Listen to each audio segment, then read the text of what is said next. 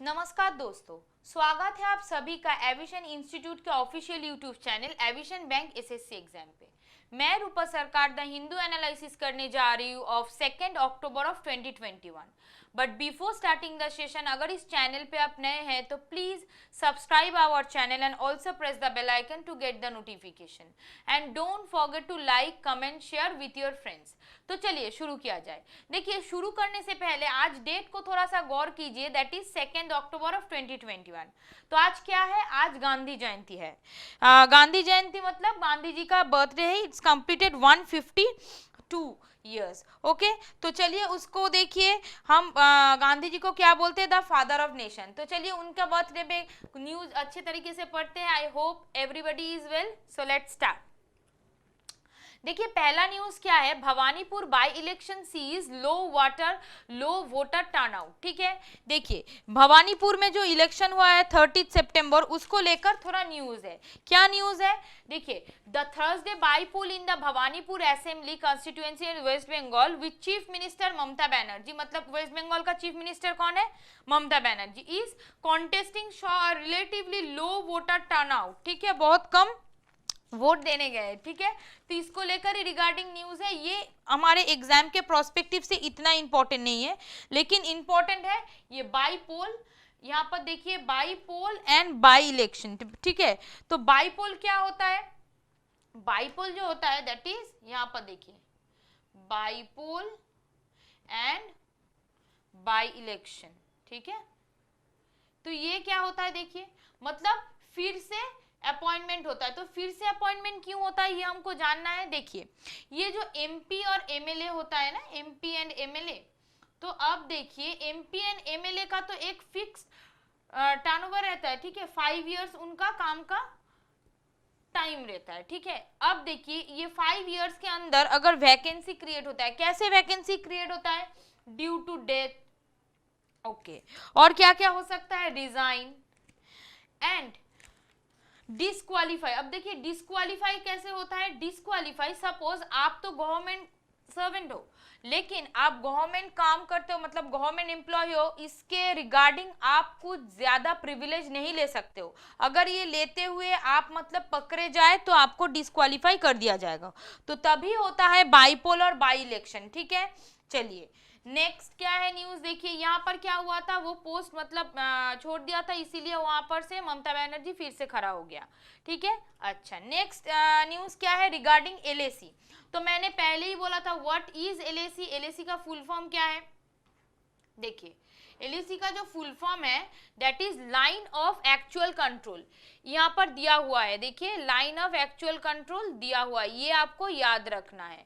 तो देखिए ये जो लाइन ऑफ एक्चुअल कंट्रोल है, क्यों दिया हुआ है? Normally it is the demarcation line which divide the two country. ठीक है, इंडिया एंड चाइना। ठीक है, इंडिया चाइना को डिमार्केशन करने के लिए जो लाइन खींचा गया है उसको बोला जाता है लाइन ऑफ एक्चुअल कंट्रोल। अब देखिए इसको लेकर इशू है। क्या इशू है? Development along the line of actual control in eastern Ladakh have added to the ongoing legacy challenges on the India's active and disputed border. देखिए नॉर्मली इसको हम अगर समरी बोले तो क्या बोलेंगे? देखिए इंडिया और चाइना में बहुत सारा इशू है। यहाँ एलएसी में मतलब लाइन ऑफ एक्चुअल कंट्रोल में बहुत प्रॉब्लम होता है, मतलब बहुत गोलियां भी चलता है। तो उन्होंने क्या बोला है? देखिए जो मतलब चीफ ऑफ आर्मी स्टाफ है जनरल मनोज, यहाँ पर देखिए दिया हुआ है जनरल मनोज नारावण जी ने क्या बोला है? बोला है एक एलएसी में एक फाइनल पैक्ट होना जरूरी है। ठीक है, जिसके मुताबिक वहां पर कुछ फिक्स रूल हो, तो उसके मुताबिक वहां पर ये सब इशू नहीं होगा। क्लियर? तो आपको यहाँ पर क्या क्या याद रखना है एलएसी के रिगार्डिंग, और इशू कहां पर होता है? Normally western sector, eastern sector and central sector को लेकर बहुत ज्यादा इशू है। क्लियर? तो मतलब यहाँ पर आपको याद रखना है who is our chief of the army staff general, that is Manoj Naravane. ठीक है, उन्होंने बोला है कि कोविड-19 चलते चलते मतलब we have to take some step. Okay, next देखिए मॉनसून में withdraw from the next week. अब देखिए मॉनसून कुछ ज्यादा ही हो गया। पहले देखिए अगस्त के महीने में जितना होना चाहिए था उतना तो नहीं हुआ। अभी क्या हो गया है, अभी सितंबर के महीने में बहुत ज्यादा मतलब रेन का बहुत ज्यादा इंक्रीज हो गया है। तो मतलब वेदर रिपोर्ट क्या बोल रहा है, मॉनसून में withdraw from the next week, मतलब नेक्स्ट वीक से विथड्रॉ हो सकता है। अब देखिए ये एक अच्छा बात भी है, बिकॉज मॉनसून अगर ज्यादा होगा, बिकॉज अगस्त महीने में जितना होना चाहिए था उतना नहीं हुआ, तो इसीलिए एग्रीकल्चर का बहुत इशू हुआ था, लेकिन अभी नहीं होगा। क्लियर, क्योंकि देखिए हमारा जो कंट्री है इट्स एग्रीकल्चर बेस्ड। अगर मतलब पानी ही नहीं होगा तो कैसे होगा। देखिए वहां पर दिया हुआ है September figure ensure close to normal across country with an average of 87 centimetre, ये आपको याद रखना है। क्लियर, तो चलिए नेक्स्ट न्यूज पे चला जाए, that is China can join quad initiative. अब देखिए ये जो आर्टिकल होता है, ये जो हिंदू एनालिसिस होता है, आप अगर ये पूरा पढ़ोगे, डेली बेसिस अगर न्यूज देखोगे या ये चैनल को फॉलो करोगे, आपको एक आइडिया हो जाएगा कि किस रिगार्डिंग बोला जा रहा है।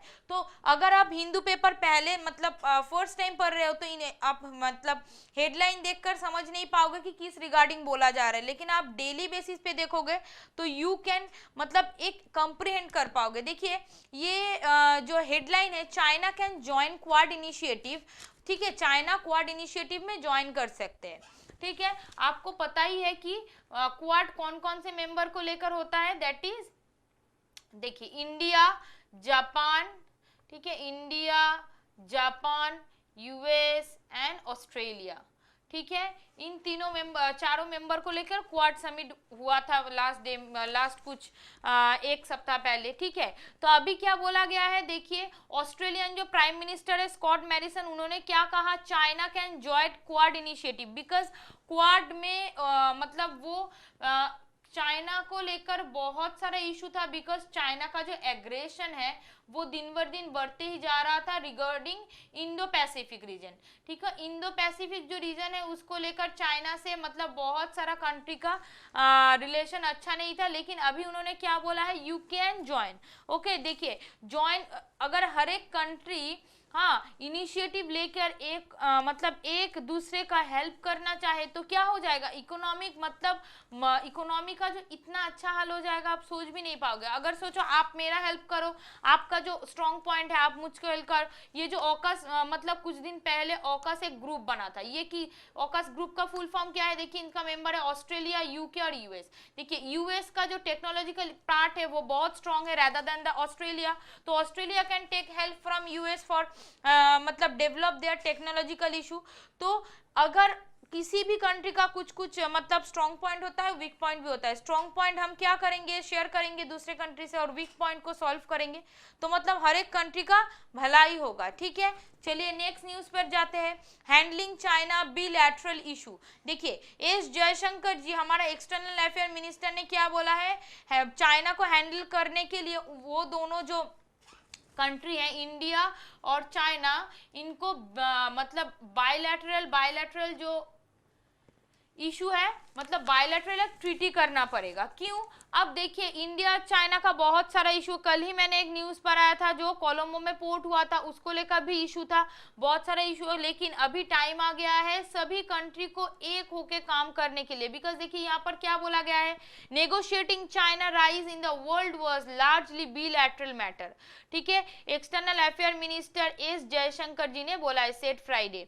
ठीक है, तो मतलब हमको साथ करके काम करना है, नेचुरल इवेल्युएशन रखना है।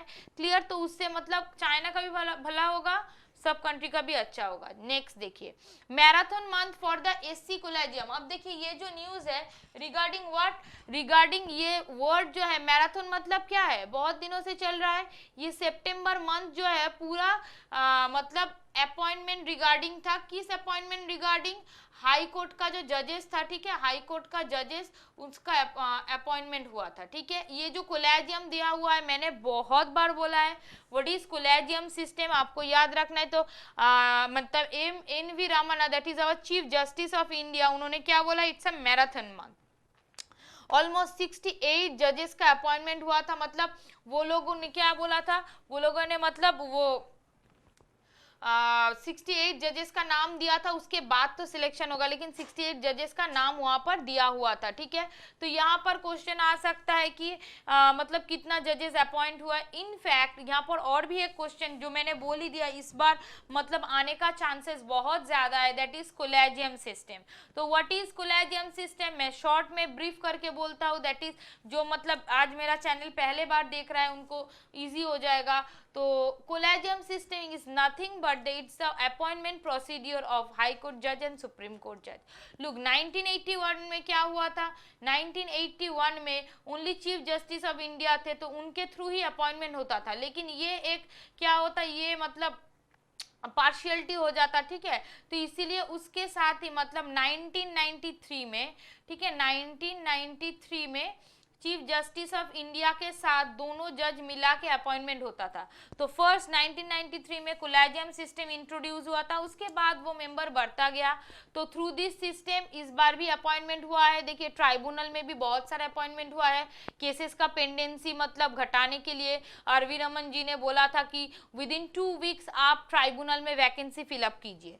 चलिए नेक्स्ट न्यूज क्या है, देखिए urban mission to get big outlay 1.4 lakh crore for SBM U 2.0 and 2.87 lakh crore for AMRUT 2.0, ठीक है। अब देखिए SBMU क्या है, that is revamped version of the Swachh Bharat mission and the Atal mission for the rejuvenation and the urban transmission. देखिए अमृत और SBM का फुल फॉर्म आपको रट लेना है, ठीक है, क्योंकि ये बहुत ज्यादा इंपॉर्टेंट है। अब देखिए यहाँ पर आपको पढ़ना है क्या, that prime minister Narendra Modi ji will launch Friday. अब देखिए फ्राइडे को क्या लॉन्च करेंगे, वो जो स्वच्छ भारत मिशन है उसका पार्ट 2, ठीक है, SBM, ठीक है, स्वच्छ भारत मिशन यू जो लिखा हुआ है अर्बन पार्ट में, ठीक है, इसका 2 पार्ट रिलीज होगा, मतलब प्रोजेक्ट 2।